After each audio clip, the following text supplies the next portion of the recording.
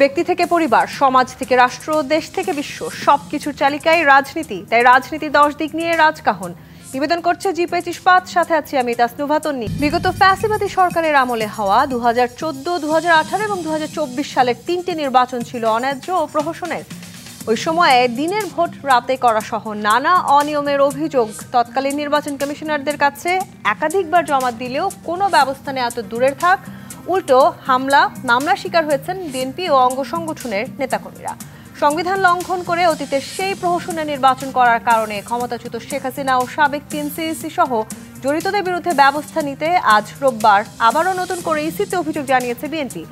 একই সঙ্গে রাজধানী শেরেবাংলা থানায় মামলার আবেদনের পর সাবেক সিইসি নুরুল হুদাকে গ্রেপ্তার করেছে পুলিশ। এদিকে যেই নির্বাচন কমিশনকে নিরপেক্ষ ভেবে বিএনপি আজ অভিযোগ জানিয়ে এসেছে, সেই কমিশনের ওপর ভরসা রাখতে পারছে না তরুণদের দল এনসিপি। পক্ষপাতমূলক আচরণের অভিযোগ তুলে নতুন এই দলটি আজও ইসি পুনর্গঠনের দাবি জানিয়েছে। ইসি নিয়ে এমন বিপরীতমুখী অবস্থানের মধ্যে সংবিধান সংস্কারের লক্ষ্যে আয়োজিত জাতীয় ঐকমত্য কমিশনের সংলাপেও রাজনৈতিক দলগুলো প্রধানমন্ত্রীর মেয়াদ, রাষ্ট্রপতি নির্বাচন পদ্ধতি সহ বেশ কিছু মৌলিক বিষয়ে এখনও কাছাকাছি আসতে পারেনি।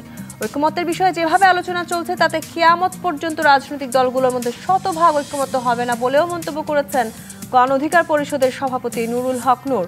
তবে কি জাতীয় ঐকমত্যের মাধ্যমে নতুন বাংলাদেশের স্বপ্ন অধরাই থেকে যাবে? এসব নিয়ে আলোচনায় আজ রাজখান স্টুডিওতে আছেন বিএনপির সহ স্বনির্ভর বিষয়ক সম্পাদক ও সাবেক সংসদ সদস্য নীলোফার চৌধুরী মনি, আছেন জাতীয় পার্টি প্রেসিডিয়াম মেম্বার এটিইউ তাজ রহমান এবং আছেন বাসুদের সহ সাধারণ সম্পাদক রাজিকুজ্জামান রতন।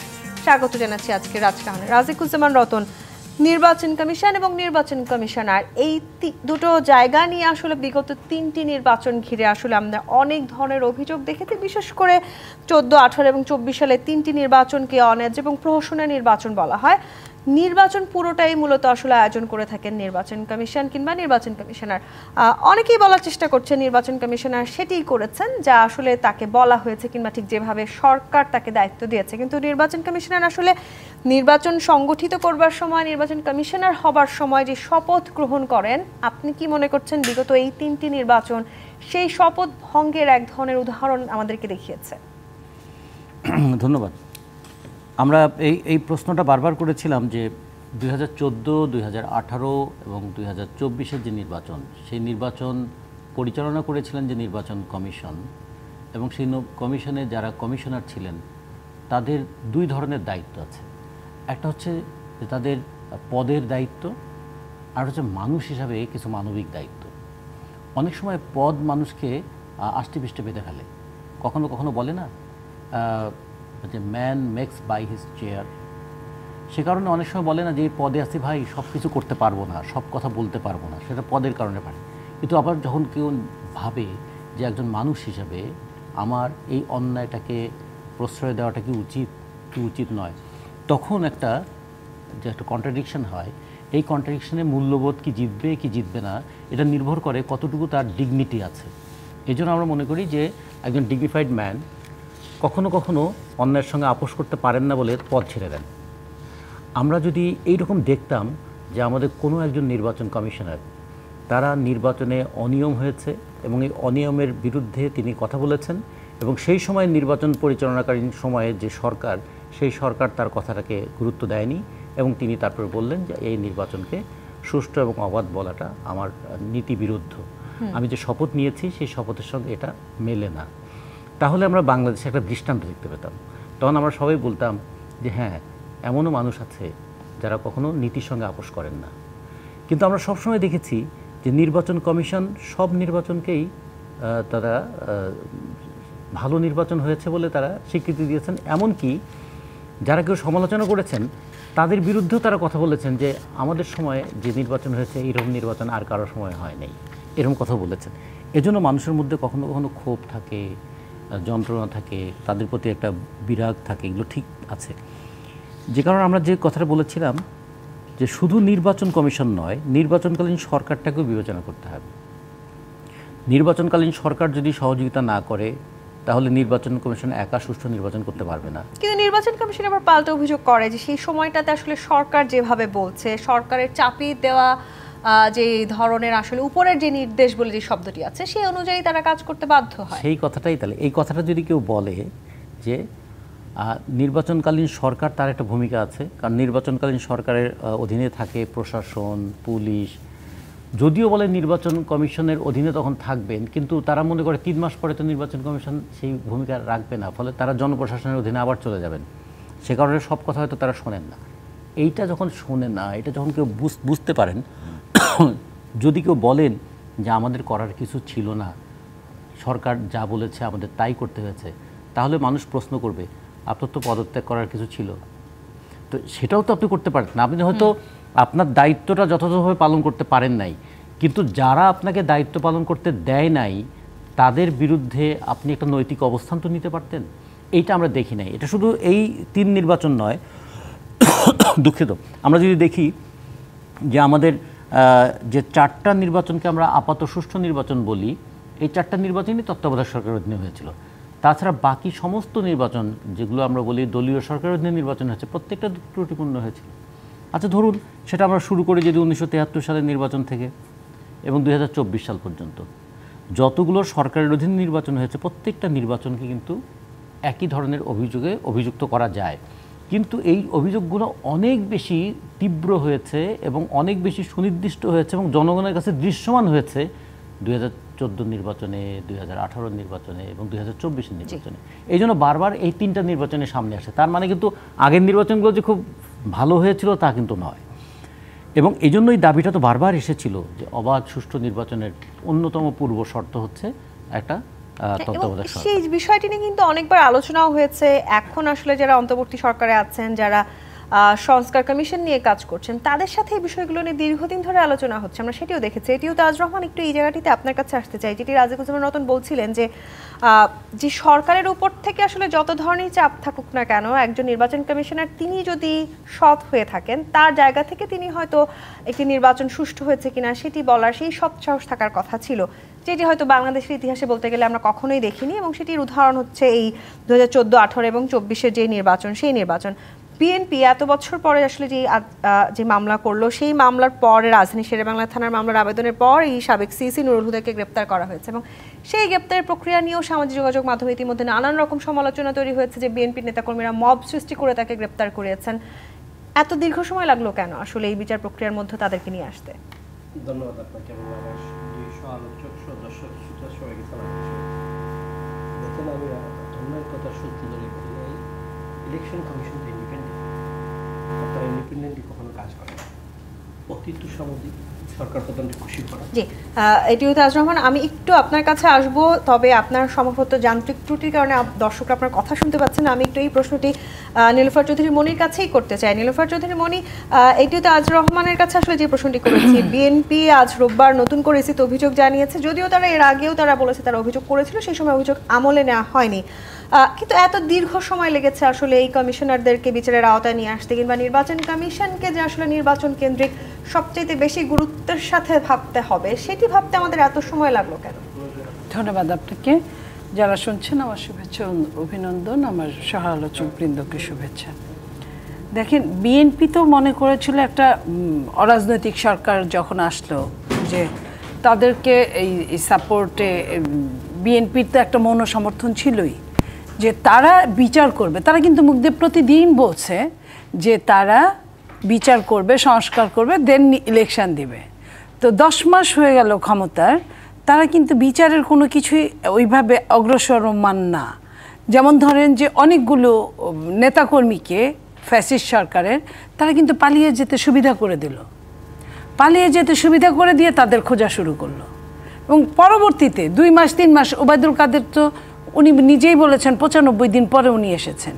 তো এই জায়গাগুলো বিএনপি দেখাতে চেয়েছে যে ভেবেছে যে সরকার নিজেই করবে, যখন সরকার 10 মাসেও করলো না। যতদূর আমরা জানতে পেরেছি নানান রকম গণমাধ্যমের সূত্র ধরে যে তারা 3 জন ঢাকাতেই ছিলেন, তাদের নিজেদের বাড়িতেই অবস্থান করছিলেন। সেটাই তো, সেটা তো বিএনপির দেখার কথা না, এটা এই সরকারের দেখার কথা ছিল, সরকারের খোঁজ নেওয়ার কথা ছিল।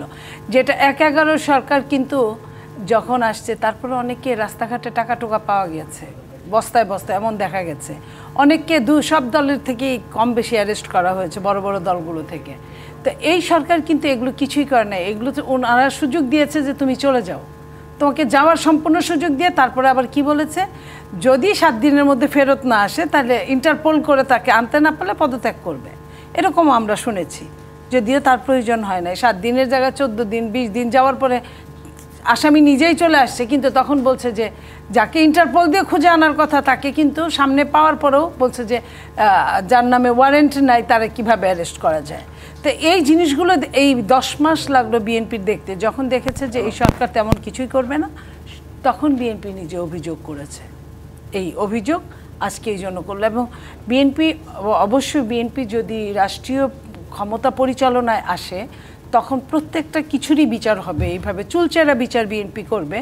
তো এখন একটা সরকার থাকা অবস্থায় তো বিএনপি ওইভাবে বিচার করতে পারে না। যেমন ধরেন বিএনপি নিজস্ব কিছু সমস্যা আছে বড় দল হিসেবে, সেখানেও বিএনপি কিন্তু সরকারের দৃষ্টি আকর্ষণ করে বলেছে যে আমাদের দলে যদি কেউ খারাপ কাজ করে থাকে তাকেও আইনের আওতায় আনা হোক, সেটাও কিন্তু তারা আনে না। আপনাদের এই আজকের মামলার পরে সিইসি নুরুল হুদাকে গ্রেফতার করা হয়েছে এবং সেখানেও আসলে নানান রকমের আলোচনা সমালোচনা ইতিমধ্যে তৈরি হচ্ছে যে বিএনপি নেতাকর্মীরা মব সৃষ্টি করে আসলে তিনি যে এলাকায় ছিলেন তাকে ওইখানে যে ওই মানুষগুলো যে নেতাকর্মীরা ওই লোকগুলো যে বিএনপির এর কোনো প্রমাণ নাই, কেউ এখন পর্যন্ত প্রমাণ দিতে পারে না। 1 নাম্বার, ওইখানে যেভাবে যে ধরনের দাড়ি টুপি পরা লোক ওইখানে জুতা দিয়ে নিক্ষেপ করলো বা কিছু করলো, এগুলো কিন্তু বিএনপির যে ওই টাইপের মানুষ আছে এটা আমাদের মনে হয় নাই। তো এইটা কিন্তু এখন তাদের মধ্যে থেকে কেউ এই কাজটা করলো কিনা সেটাও একটা ব্যাপার। আপনার যখন 32 নাম্বার ভেঙে গুড়িয়ে দেওয়া হয় তখনও কিন্তু এরকম দেখা গেছে, বলছে বিএনপি এই করেছে, ছাত্রদল যুবদল এরা গিয়েছে। পরে দেখা গেল কি তারা কেউই ওরকম যায় নাই, হয়তো কেউ রাস্তায় যেতে টুকি দিয়েছে বা দেখেছে, কিন্তু যাদের করার তারাই করেছে।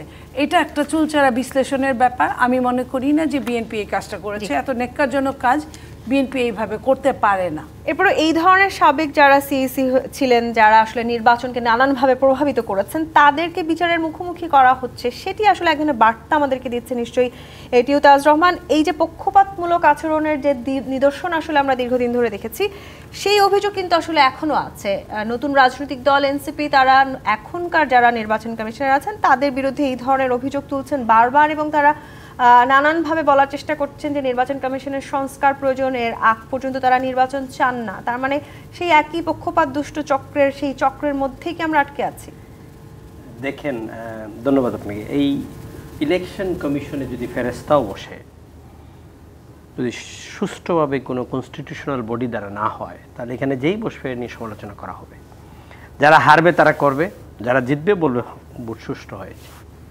ইলেকশন কমিশন তো তাদের দোষ আছেই। আজকে যাকে আপনার গ্রেফতার করা হয়েছে ওনাকে তো দোষের বাইরে রাখা যায় না, কিন্তু আজকে যে অবস্থায় ওনাকে গ্রেফতার করা হয়েছে সেটাও কিন্তু রাজনীতিতে আরেকটা আমাদের খুবই খারাপ এক্সাম্পল। আমাদের এই যে 3 জন কমিশনার, চিফ ইলেকশন কমিশনার ছিলেন, election commissioner is equivalent to appellate ডিভিশনের বিচারপতি, চিফ ইলেকশন কমিশনার, আর বাকি 4 জন কিন্তু ইকুইভ্যালেন্ট টু দি হাইকোর্টের বিচারপতি। এখন চিফ ইলেকশন কমিশনারের দরে আমরা বাকি সব বিচারপতি, প্রধান বিচারপতি যারা ছিল, যারা আপিলেট ডিভিশনের বিচারপতি ছিল, এদেরকেও কিন্তু ধরতে হবে। এরাও এক পেশে রায় দিয়েছে, কাজীর রায় দিয়েছে, একজন দাঁড়িয়ে বলেছে আমরা শপথবদ্ধ রাজনীতিবিদ।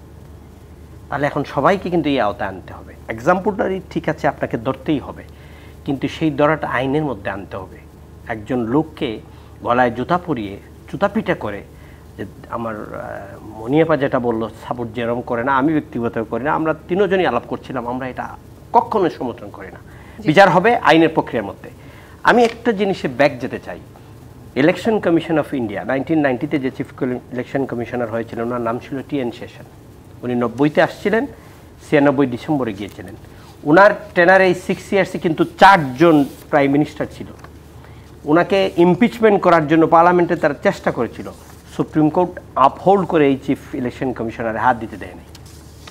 উনি কিন্তু একই শপথবদ্ধ বাংলাদেশের কমিশনারদের মতন। উনি আগে মদ ফ্রি দেওয়া হতো ইন্ডিয়াতে, ইলেকশন ডিক্লেয়ার হওয়ার পরে উনি বলছেন এইগুলো বন্ধ হবে। আগে টাকা দেওয়া হতো, ওটা বন্ধ করেছে। উনি 2 জন কেন্দ্রীয় মিনিস্টারকে প্রাইম মিনিস্টারের কাছে চিঠি দিয়েছে, যদি আপনার মিনিস্টাররা 24 আওয়ার্সের ভিতরে না যায় ওই এলাকা থেকে, তাহলে আমি ওনাদের বিরুদ্ধে ব্যবস্থা নিব। এইরকম চিফ ইলেকশন কমিশন বাংলাদেশ তো দেখে নাই। ক্ষমতা কিন্তু একই, বাংলাদেশের chief election commissioner and the T N. Seshan of India একই ক্ষমতা। উনি এক্সারসাইজ করেছে, আমাদের আর এক্সারসাইজ করে নাই।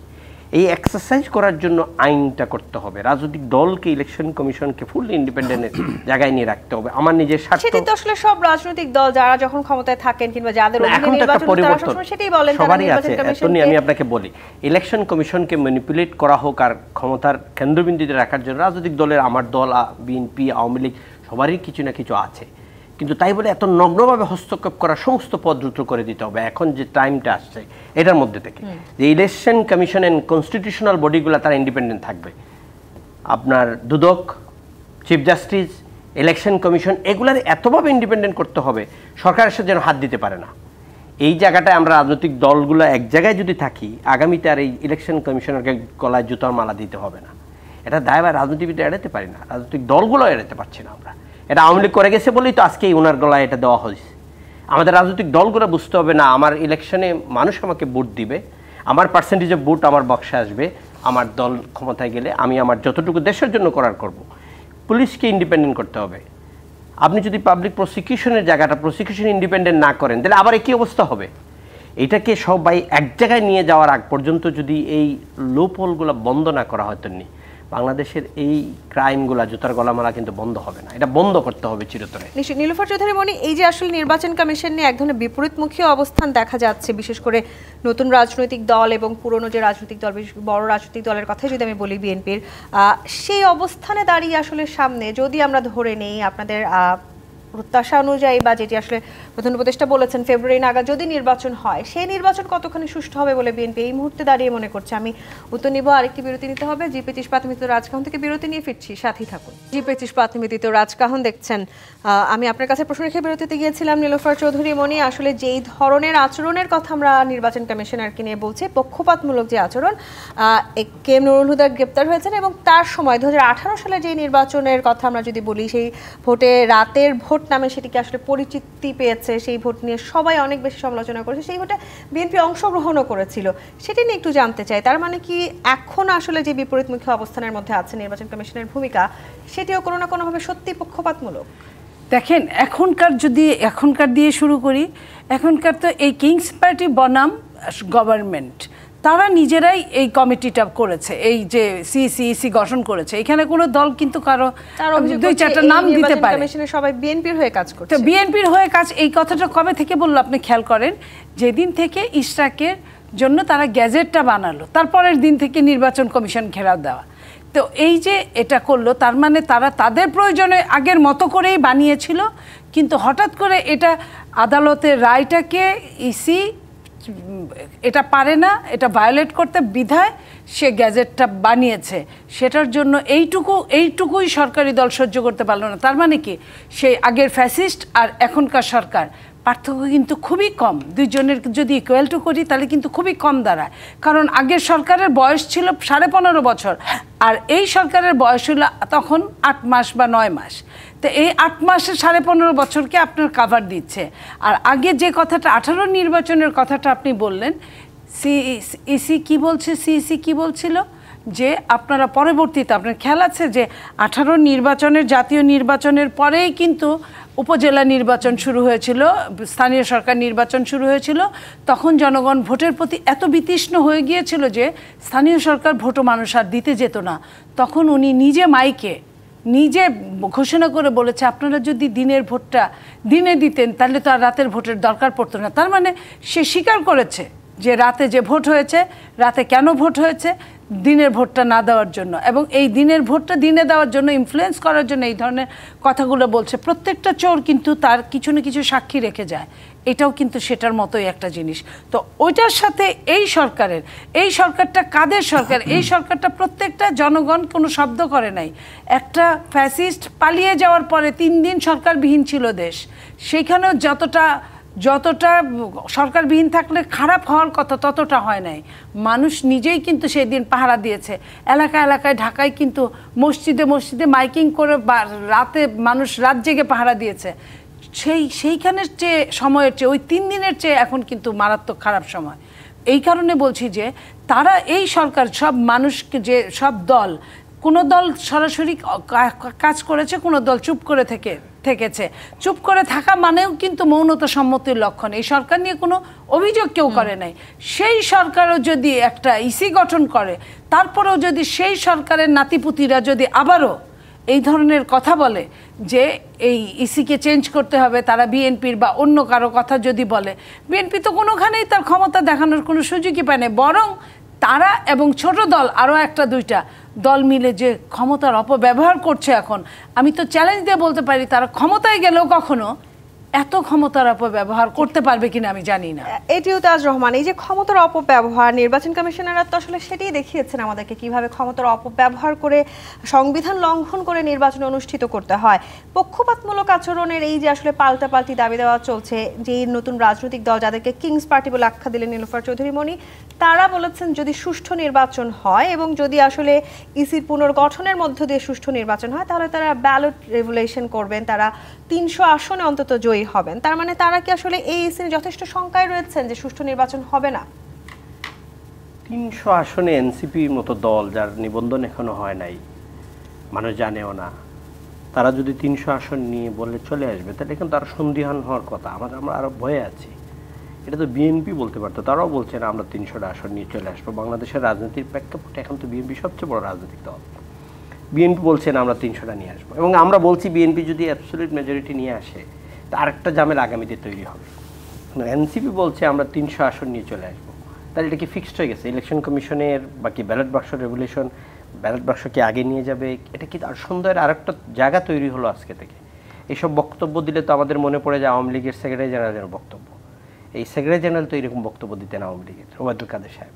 এখন নাসিরউদ্দিন পাটোয়ারি যে বক্তব্য দিচ্ছেন, সেটাতে আমরা তো রাজনৈতিক দলগুলো সন্দিহান, সাধারণ মানুষ সন্দিহান, জার্নালিস্টরা মনে করছে কি হচ্ছে বাবা, 300টা আসনই নিয়ে চলে আসবে, পার্লামেন্টের 300, আপার হাউসে 100, ওই 100টা শুধু ছেড়ে দেওয়া হবে বাকিদের, তার মধ্যে 50টা বিএনপি পাবে আপার হাউসে, ওই লোয়ার হাউসে পাওয়ার সুযোগ নেই। 300টা আসনের মধ্যে তো 300টা এখানেই পার্লামেন্টেই। বাংলাদেশের নির্বাচন কমিশনটা সবচেয়ে দুঃখ হলো ওনারা তুষামুদি করা, এক্সিকিউটিভ প্রধান যিনি থাকেন, প্রধানমন্ত্রী টাইম ঠিক করে দেন কবে ইলেকশন শিডিউল করতে হবে, ওটা কিন্তু তাদের কাজ করা, কিন্তু ওটা ওনারা করতেন, উনি যা বলবেন সেটাই করবেন। এখন আগামী দিনে এটা যদি বন্ধ না করা হয়, সে আইন না করা হয়, ইলেকশন কমিশন যদি এক্সারসাইজ সেটা না করে, কেন এখন চিফ ইলেকশন কমিশনার পরশু বলেছেন আমরা যত শক্তিশালী থাকি না কেন সরকারের সহযোগিতা ছাড়া নির্বাচন সুষ্ঠু করতে পারবো না। জি, তাহলে কি হবে? উনি ইলেকশন করতে তাহলে যে সংস্কার আসলে আপনার প্রত্যাশা করছেন, সেই সংস্কার কি যদি আমরা আগামী বছরের শুরুর নাগাদ নির্বাচন প্রত্যাশা করি, সেই সংস্কার সম্ভব বলে মনে করেন? তো শুনেন, সংস্কার আপনাকে করে এটা মানুষের মনে নিয়ে নিতে হবে। রাজনৈতিক দল, সাধারণ মানুষ, একটা রাজনৈতিক দল শুধু হবে না, একটা নির্বাচনের জন্য যে স্টেক হোল্ডারগুলো আছে, election commission, government, political party, candidate and the voters, এই সবাই মিলে কিন্তু এই সংস্কারের জন্য দায়িত্ব নিতে হবে। যে এই আইনগুলো হলো এখন আমরা এটা মানতে হবে, এই আইনগুলো হলো এখন এখান থেকে আমরা সেই দিকে যেতে হবে। যদি এই স্টেক হোল্ডারগুলো যদি মানে, এই স্টেক হোল্ডারগুলো যদি সেই আচরণ করে, তো একটা সুষ্ঠু নির্বাচনের জন্য election commission free fair election করার জন্য তাদের মন মানসিকতা থাকতে হবে।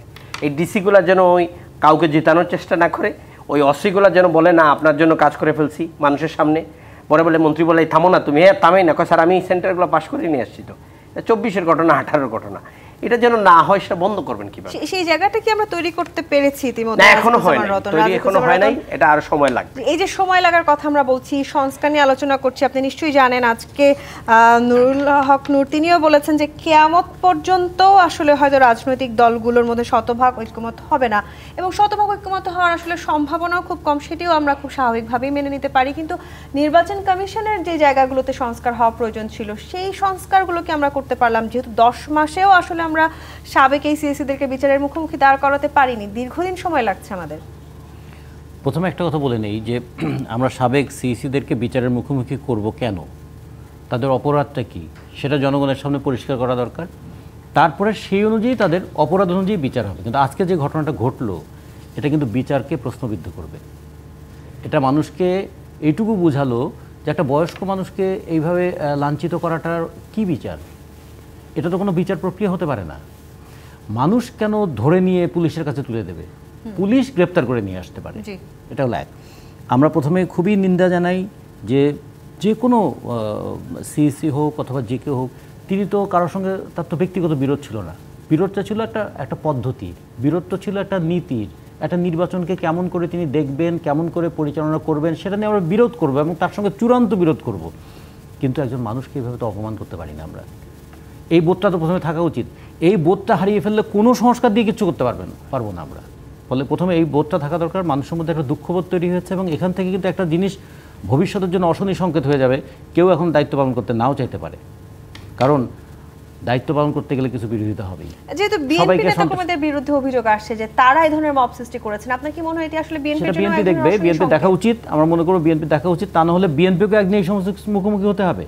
যারা যে এটা যদি আমাদের বাসদের কর্মীরাও এই কাজ করে আমরা যদি সেটাকে প্রশ্রয় দেই, একদিন বাসদের নেতারাও কিন্তু তাদের কর্মীদের দ্বারা এই ধরনের পরিস্থিতির মুখোমুখি পড়ে যাবে, কারণ এটা এক ধরনের রিটালিয়েশনের একটা কনসিকুয়েন্স আছে। রুচির অবনমন একবার ঘটলে সেটা সব জায়গায় তার বহিঃপ্রকাশ ঘটে। ফলে আমরা মনে করি যে গ্রেপ্তার এবং বিচার এটা আইনের পথে চলুক, ব্যক্তিগতভাবে কেউ কাউকে যেন অপমান এবং লাঞ্ছনা স্বীকার না করে, এটা হলো একটা দিক। 2 নম্বর হলো যে সংস্কার করে কি হবে যদি মানুষ সচেতন না থাকে। দেখুন, যে মানুষ বা যে ছেলেমেয়েরা বুলেটের সামনে দাঁড়াতে পারলো, সেই ছেলেমেয়েগুলো টাকার কাছে বিক্রি হয়ে গেল কেন?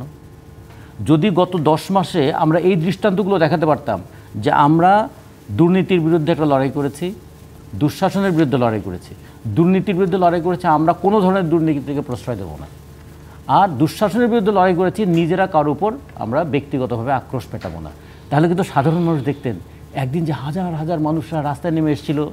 ঠিক এইভাবে কিন্তু মানুষ বলতো যে হ্যাঁ, আমরা কেউ দুর্নীতি করবো না। একটা ছোট্ট ঘটনার উদাহরণ দিয়ে বলি। যেদিন ওই শেখ হাসিনার যে বাসভবন, সেখানে না ওই করতোয়া না গণভবন, সেদিন যেন ভাঙচুর টাংচুর হচ্ছিল তখন আমাদের দলের কতটুকু ক্যাপাসিটি আছে বাসাতে সেটা জানেন। সেদিন আমাদের দলের নেতাকর্মীরা ওইখানে একটা মাইক নিয়ে মানুষকে বলতে শুরু করলো, দেখুন আমরা একটা অগণতান্ত্রিক ব্যবস্থার বিরুদ্ধে লড়াই করেছি, আমরা লুটপাট করার জন্য নয়, আপনারা কি করছেন এগুলো? আপনি বিশ্বাস করবেন না, সাথে সাথে যাদের হাতে জিনিসপত্র ছিল তারা সবাই ফেলে দেওয়া শুরু করলো। তার মানে মানুষের কাছে একটা অ্যাপিল তুলতে পারলে মানুষ কিন্তু তার সাড়া দেয় যে আমরা তো ভাই একটা অন্যায়ের প্রতিবাদ করতে আসছি, আমি তো লুটপাট করার জন্য আসিনি, আমি তো চোর না, আমি তো ডাকাত না, আমি তো লুটপাটকারী নই। সেই জায়গাটা আমি দেখুন আমাদের শক্তি অনুযায়ী আমরা পারি নাই পুরোটা নিয়ন্ত্রণ করতে, কিন্তু তার মানে মনে হয় যে মানুষের মনের মধ্যে সেই কোমল জায়গাটা আছে, সেই জায়গাটাকে একটু জাগিয়ে তুলতে হবে যে হ্যাঁ, আমি দুর্নীতি করার জন্য। আবার যারা আসলে এই নির্বাচন কমিশনগুলোকে আসলে এরকম জায়গাটিতে নিয়ে গেছেন, তাদের এই বিচারের মুখোমুখি করতেও আমরা অনেকটাই দেরি করলাম কিনা, সেটিও তো একটি বড় প্রশ্ন। দুটো প্রশ্ন ছিল এখানে। এটা হলো যেহেতু এগুলো সাংবিধানিক পদ, ফলে সাংবিধানিক পদটাকে কিভাবে বিচারের আওতায় আনা যাবে সেটা নিয়েও নিশ্চয়ই ভাবতে হয়েছে তাদেরকে। তা নাহলে 10টা মাস তো তারা দেশেই তো ছিলেন, তাই না? কিন্তু আমি আজকের যে প্রশ্নটা সেটা বলছি যে হ্যাঁ, তাদের বিরুদ্ধে মামলা হতে পারে, তাদেরকে বিচারের মুখোমুখি করা যায়, সবই ঠিক আছে, কিন্তু আমি যে বিষয়টার বিরোধিতা করছি সেটা হচ্ছে তাদেরকে এইভাবে লাঞ্ছিত করা, এটা আমি বিরোধিতা করছি। 2 নম্বর হচ্ছে আমরা জনগণকে সচেতন করতে চাই, আবার জনগণের সামনে একটা দৃষ্টান্তও রাখতে চাই। সেই দৃষ্টান্তটা না তৈরি করলে জনগণ কিন্তু সচেতন থাকতে পারে না, তারাও কখনো কখনো স্রোতে ভেসে যায়। যেমন করে আমাদের জনগণের উপরে আসলে আস্থা যেমন রাখতে হবে, তেমনি রাজনৈতিক দলগুলোরও সেটাই তো বলছি, তার সামনে তো দৃষ্টান্ত তৈরি করতে, এটাই বললাম যে একটা দৃষ্টান্ত তৈরি না করতে পারলে, যদি মনে করে যে নতুন একটা দল গড়ে ওঠার আগেই তাদের নামে দুর্নীতির অভিযোগ শোনা যাচ্ছে, এই দল বড় হলে না জানি কি করবে, তাহলে মানুষকে যদি বলে আপনারা সৎ থাকেন, সে কি সৎ থাকতে চাইবে? কিংবা আমাদের প্রধান উপদেষ্টা তিনি যদি বলেন দেশের মানুষ টাকার কাছে বিক্রি হয়ে যায়, তাহলে সেই কথা কি তার পক্ষে বলাটা ঠিক? যে মানুষটা টাকার কাছে বিক্রি হয় সেই মানুষ যেন টাকার কাছে বিক্রি না হয়, সেই ব্যবস্থা আমাদের করতে হবে। আবার এই নির্বাচন কমিশনের উপরে অনেক কিছু এই মুহূর্তে নির্ভর করছে। সামনে নির্বাচন ঘিরে রাজনৈতিক সমীকরণ পাল্টে যাওয়ার অনেক ধরনের আলোচনা আছে। আপনারা নিশ্চয়ই জানেন যে প্রধান উপদেষ্টা তিনি একটি আন্তর্জাতিক গণমাধ্যমে দেওয়া সাক্ষাৎকারে বলেছেন যে আওয়ামী লীগের নিষেধাজ্ঞার বিষয়টি আসলে পুরোপুরি নির্বাচন কমিশনের উপর নির্ভর করছে। তার মানে সামনে নির্বাচনে এই নির্বাচন কমিশন আওয়ামী লীগকে ফিরিয়ে নিয়ে আসতে যাচ্ছে কিনা সেটি নিয়েও আসলে এক ধরনের আলোচনা এই মুহূর্তে আমরা করতে পারি কি, সেই জায়গাটিতেও আমি আসবো। জি25 প্রাথমিক রাজকাহন থেকে আরেকটি বিরতি নিয়ে ফিরছি, সাথেই থাকুন। আমন্ত্রণ আরো একবার জি25 প্রাথমিক রাজকাহনে। রাজিকুজ্জামান রতন, আপনার কাছে আসতে চাই।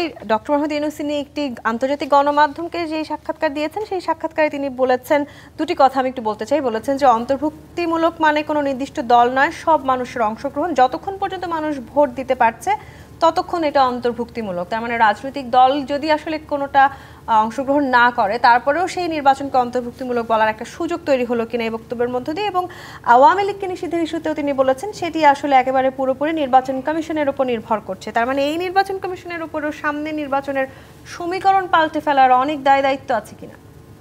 এটা হচ্ছে অনেক সময় হয় কি না যে রেসপন্সিবিলিটি এটা শিফট করে ফেলা, হ্যাঁ, দায়িত্ব কাঁধে না। তিনি তো প্রধান উপদেষ্টা, তিনি অনেক কথা বলেছেন। একবার বলেছেন যে ছাত্ররাই আমাকে বসিয়েছে, এটা করে কিন্তু তখন তিনি আর সকল মানুষের অন্তর্ভুক্তি করলেন না। তিনি তখন বলতে পারতেন তো গোটা দেশের জনগণের আকাঙ্ক্ষার কারণে আমি এসেছি, তখন তো তিনি বললেন ছাত্ররা বসিয়েছে। আচ্ছা, তারপরে তিনি আবার ছাত্রদেরকে বললেন তোমাদের কিন্তু ক্ষমতায় আসতে হবে। তাহলে তিনি ছাত্রদেরকে ক্ষমতায় আসতে বললেন কেন? তিনি তখন তো বলতে পারতেন যে সকল দেশের জনগণ, দেশের সকল জনগণকে অন্তর্ভুক্তিমূলকভাবে ক্ষমতায় আসতে হবে, তখন তো বলেননি। তারপরে আবার তারই একজন আবার পারিষদ, তিনি আবার একজনকে বললেন আপনার মধ্যে আমরা প্রধানমন্ত্রীর ছায়া দেখতে চাই। হ্যাঁ, তাহলে এগুলো কথা বলার মধ্য দিয়ে প্রথমত কিন্তু যেটা হয় যে অতি স্নেহ কখনো কখনো খুব খারাপ ইঙ্গিত নিয়ে আসে, এটা হলো একটা দিক। দ্বিতীয় যে দিকটা হচ্ছে যে আমরা তো চাই যে নির্বাচনে জনগণের অংশগ্রহণ। জনগণ নির্বাচনে কিভাবে অংশগ্রহণ করে? জনগণ তো নির্বাচনে অংশগ্রহণ করে রাজনৈতিক দলের মাধ্যমে, অথবা আমাদের নির্বাচন কমিশনের নিয়ম অনুযায়ী যদি কেউ স্বতন্ত্রও হন তাহলে তিনিও কিন্তু জনগণের সমর্থন পাওয়ার জন্য স্বতন্ত্রভাবে নির্বাচন করেন। সব জনগণ তো নির্বাচন করে না, সব জনগণ নির্বাচনে অংশগ্রহণ করে ভোট দেওয়ার জন্য। একটু যদি আমি যুক্ত করে আজিকুজ্জামান রতন, এই প্রসঙ্গটিকে অর্থাৎ অন্তর্ভুক্তিমূলক মানে নির্দিষ্ট দল নয় সব মানুষের অংশগ্রহণ, অনেক রাজনৈতিক বিশ্লেষক এটিকে বিগত সময়ের সরকারের সাথে তুলনা করছেন যে তারাও আসলে এমনটাই বলার চেষ্টা করেছেন কোন একটি রাজনৈতিক দল অংশগ্রহণ না করলে আসলে কিছুই আসে যায় না। হ্যাঁ, ফলে এইগুলো আমরা বলি পাশ কাটানো কথা। আমরা সবসময় মনে করি যে অভ্যুত্থানের মধ্য দিয়ে দুটো জিনিস সামনে এসছে। একটা হলো যে মানুষের আকাঙ্ক্ষা যে দেশটা গণতন্ত্রের ধারায় ফিরুক, আর একটা হচ্ছে মানুষের মানে দেখিয়ে দেওয়া যারা অগণতান্ত্রিক হয় তাদেরকে কিভাবে জনরোষের সামনে শুধু পদত্যাগ নয় কখনো কখনো দেশ ত্যাগ করতে হয়। তাহলে এই দুটো জিনিস যে জনগণের একটা আকাঙ্ক্ষা আর একটা জনগণের শক্তি প্রদর্শন, ভবিষ্যতের রাজনীতিতে এটা আমাদের খেয়াল রাখতে হবে। এবং ভবিষ্যতের রাজনীতিতে আসলে নির্বাচন কমিশনের যে ভূমিকা সেটি আসলে কতখানি হতে যাচ্ছে, অন্তত এই তিনটা নির্বাচনের পর, আজকের এই ঘটনার পর আসলে সেটি আমাদের সামনে কি ধরনের উদাহরণ হয়ে থাকবে? এটিও তো আজ আপনার কাছে যদি আমি এই প্রশ্নটি রাখি।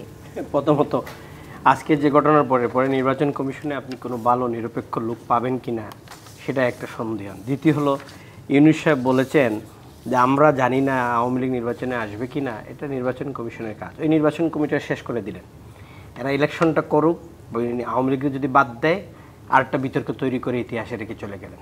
এটা সরকারের এক্সিকিউটিভ ডিসিশন, সরকার নেবে, সবাই মিলে নেবে। অন্তর্বর্তীকাল যেটা আমাদের রতন ভাই বলল, যত পলিটিক্যাল পার্টি নির্বাচনে অংশগ্রহণ করবে তত জনগণ এটাতে অংশগ্রহণ বেশি হবে। আওয়ামী লীগ সরকার বলতো না কোনো বিশেষ দলের জন্য নির্বাচন থেমে থাকবে না, কিন্তু ওই বিশেষ দলটার জন্য কিন্তু বাংলাদেশের রাজনৈতিক দলের ভোটাররা 30 থেকে 35% বিলংস করতো। এখন তাদেরকে যখন আপনি বাইরে করে দিলেন, তো এই লোকগুলারে নেওয়ার আরেক জায়গায় ভোট দেওয়ার একটা ব্যবস্থা করে যখন দিবেন না, তখন এই পার্সেন্টেজটা যারা আগে এই 15 বছর আসে নাই তাদের জন্য ইলেকশনের পার্সেন্টেজ কমে গিয়েছিল, এখন এটারও যখন বাইরে ফেলে দিবেন, এদের আরেকটা জায়গায় যাওয়ার জায়গা থাকবে না, তখন কিন্তু সেই পার্টিসিপেটেড কমে যাবে। এইসব কথা বলে আরও ধীরে বাড়ানো দেওয়া হচ্ছে। ইলেকশন কমিশনটারে স্ট্রেংথেনিং করার জন্য সব পলিটিক্যাল পার্টি এক হওয়া প্রয়োজন, তারা যেন তাদের আইনটার এক্সারসাইজ করতে পারে। Chief election commissioner of India TN Seshan বলতেন, there are no side to me, আমার জন্য কোনো সাইড নেই, কারোর পক্ষে আমি নেই। এটা হবে ইউনূস হইতে হবে, অন্তর্বর্তী সরকারের কোনো সাইড নাই, উনি সবার জন্য। উনি যদি বলেন আমার নিয়োগকর্তা ছাত্ররা, মানে এই ছাত্ররা তো এই মব করবেই, আজকের যে মবটা হলো রতন ভাই কথার সূত্র আগেও আমি বলেছি বিগিনিংয়ে, এটা কিন্তু bad example of our country, very bad example. সাধারণ মানুষ এটা মোটেও পছন্দ করে না। সেইটা আমরা নিশ্চয়ই চাই না। নীলুফার চৌধুরী মনি, এই জায়গাটিতে আমি একটু একজন দর্শকের কমেন্ট নিতে চাই। তিনি লিখেছেন, আপনার কাছে প্রশ্ন করেছেন, বিএনপির কোনো নেতাকর্মী যদি এই মবের সাথে জড়িত থাকে তাহলে বিএনপি নিন্দা ও প্রতিবাদ জানাবে কিনা, এই প্রশ্ন। এবং সেই সাথে আমার প্রশ্নটি হচ্ছে, রাজনৈতিক বিশ্লেষকরা অনেকেই মনে করছেন বিএনপির আসলে এই যে মামলা সাবেক নির্বাচন কমিশনারদের বিরুদ্ধে, সেটি কোনো না কোনোভাবে এক ধরনের জুজুর ভয় হয়েই থাকবে বাংলাদেশে। রাজনৈতিক দলগুলো যখন আবার ক্ষমতায় আসবে তারা আবারও এসে নিজেদের পছন্দের লোক দিয়ে নির্বাচন কমিশন তৈরি করবেন। দেখেন, আইনের অনুশাসন যদি কম থাকে, না থাকে, স্বচ্ছতা জবাবদিহিতার যদি অবস্থা না থাকে, তাহলে এরকম হতেই পারে এটা আমি অস্বীকার করছি না। আর যিনি আমাকে প্রশ্ন করেছেন তাকে আমি এটুকু বলতে চাই যে বিএনপি যদি এই কাজটাই করতো তাহলে কিন্তু এর আগেও করতে পারতো, এই 10 মাসেও খুঁজে বের করতে পারতো, কোনো ব্যাপার না। কারণ প্রত্যেকটা এলাকায় বিএনপির নেতাকর্মী আছে, সেটা বের করে করতে পারতো। তাহলে আজকে মামলা হলো, মামলাটা খেয়াল করেন, মামলাটা আজকে হলো এবং এই অশোভন কাজটাও আজকেই হলো, আজকেই করতে হলো। তাহলে বিএনপি যদি অশোভন কাজটাই করবে তাহলে কিন্তু মামলাটা করতো না। বিএনপি কিন্তু আইনের মাধ্যমে গিয়েছে এবং আমার বিশ্বাস, আমি এই দলটাকে করি বলেই বলছি যে বিএনপি যদি এই ধরনের ঘটনা ঘটে তাহলে অবশ্যই তারা লোকজনের কাছে একটা মানে সরির মতো একটা ব্যাপার নিয়ে আসবে সামনে। কারণ আমি অন্যদিকে আবার চিন্তা করছি যে এই যে 10 মাসের যে এতগুলো কুকর্ম, এতগুলো মব, এই কুদৃষ্টান্তগুলো ঢাকার জন্য এটা হচ্ছে কিনা সেটাও একটা কথা। দ্বিতীয়ত যে এই যে সাগরে যখন ঘূর্ণিঝড় আসে তার পূর্বে কিন্তু সতর্কতার বেশ কিছু সিগন্যাল দেয়। সেই সতর্কতার সিগন্যাল এরকম বাংলাদেশের ক্ষেত্রে এরকম যে এই যে বর্ষিয়ান মানুষদেরকে অপমান করা চরমভাবে, এগুলা কি নির্বাচন না হওয়ার সতর্ক বার্তা কিনা, এটাও একটা ব্যাপার। সেই ভয় কি বিএনপি পাচ্ছে? তাহলে বিএনপি ভয় পাচ্ছে না। আমি কথা বলা মানে বিএনপির কথা বলছি না, আমি জনগণের কথা বলছি। যে বিএনপির সঙ্গে তো এক ধরনের কথা হয়েছে, কথার পরে যদি সেই কথা না রাখে তাহলে তো বিএনপি কি করবে, এটা তো বিএনপিও জানে, জনগণও জানে, অন্য রাজনৈতিক দলও জানে। কিন্তু আমি সাধারণ জনগণের মানে যেটা জনগণের যে প্রত্যাশা যেটা, সেই কথাটা আমি বললাম। আমি তো দিন শেষে একজন সাধারণ জনগণও বটে। তো এই কাজগুলো এমন কিছু এই সরকারের করা উচিত হবে না বা করানো উচিত হবে না যে কাজগুলোর জন্য মানুষ অন্যরকম ভাবতে পারে। ইতিমধ্যেই মানুষ কিন্তু বিভিন্ন রকম নানা রকম ভাবা শুরু করেছে যে এই সরকারের ইলেকশন না দেওয়ার যে এক ধরনের টেন্ডেন্সি এবং কিছু নিজস্ব কিংস পার্টি দিয়ে নিজস্ব কিছু কাজ করানোর টেন্ডেন্সি, এবং এই সরকারি যে ইসি নির্বাচন করলেন, ইসিকে গঠন করলেন, সেই ইসি সম্পর্কে আবার তার নিজ দলকে লেলিয়ে দেওয়া, এই ইসির পদত্যাগ করা, এগুলো কিন্তু খুব ভালো কোনো সাইন না। বিএনপি গুলোকে অশনি সংকেত দেখছে। কিন্তু যে প্রশ্নটা আপনার কাছে আমি আরেকবার করতে চাই, জোজোর ভয় কিনা আসলে এই সাবেক সিসিদের বিচারের মুখোমুখি করা, নাকি আসলে রাজনৈতিক দলগুলো ক্ষমতায় এসে আবারও নিজেদের পছন্দ মতন নির্বাচন কমিশন গঠন করবে? আমি এই কথাটা এটাই বললাম যে আপনার আইনের অনুশাসন যদি না থাকে এবং জনগণের মধ্যে, রাজনৈতিক নেতাদের মধ্যে যদি মাইন্ডসেট তৈরি না করেন, পজিটিভ প্রতিযোগিতা যদি এটা যদি বাংলাদেশে প্রতিষ্ঠিত না হয়, যতদিন দেশ থাকবে, যতদিন ক্ষমতার রদবদল হবে, ততদিন নিজের লোকই খুঁজবে। এই মাইম্যান আমার থেকে বের হয়ে আসতে হবে, আমাদের মধ্যে আসতে হবে। যতদিন আমিত্ব আমার থাকবে, ততদিন এই দেশের ভালো কিছু হবে না, গণতন্ত্র তো হবেই না। ধন্যবাদ এটিও তাজ রহমান এবং রাজিকুজ্জামান রতন আজকে আমাদেরকে সময় দেওয়ার জন্য। দর্শক, আজকের মতো বিদায় নিচ্ছি। জি25 প্রাথমিক দ্বিতীয় রাজকাহন থেকে ফিরবো আগামীকাল রাত 10টায় নতুন রাজকাহন নিয়ে। ডিবিসির সঙ্গেই থাকুন।